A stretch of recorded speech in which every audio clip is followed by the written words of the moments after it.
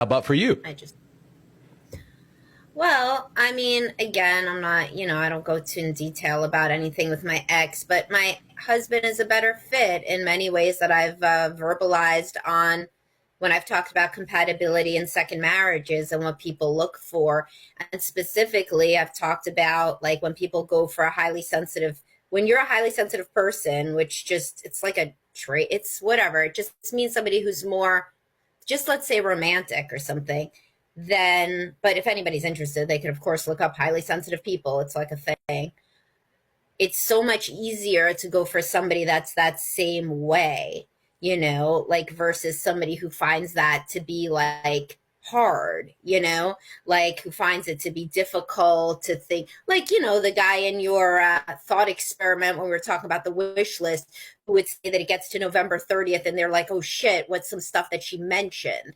Like, I wouldn't need to think like that, nor would my husband. It would just be kind of obvious, like my husband makes like a playlist of songs, he makes me a card for every dating anniversary and every wedding anniversary every month.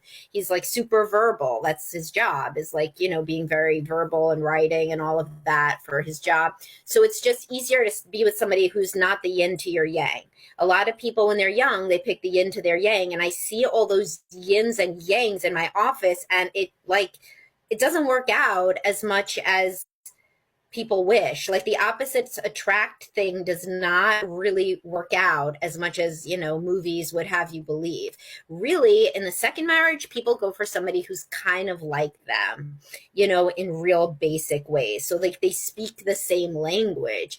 It's so hard to be like, it's important to spend time together. It's important to do romantic things to somebody who doesn't really think that, through no, like that they have no need. It's the same as for men when they find like a higher, not even a higher libido, because obviously that can go down, but like men talk about it much more with a physical touch love language. Like when they found a second wife who has a physical touch love language versus somebody who, right.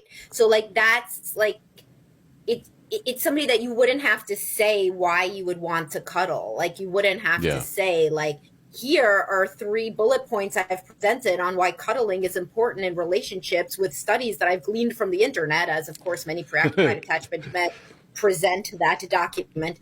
You wouldn't have to say that because it's like obvious, and now I've just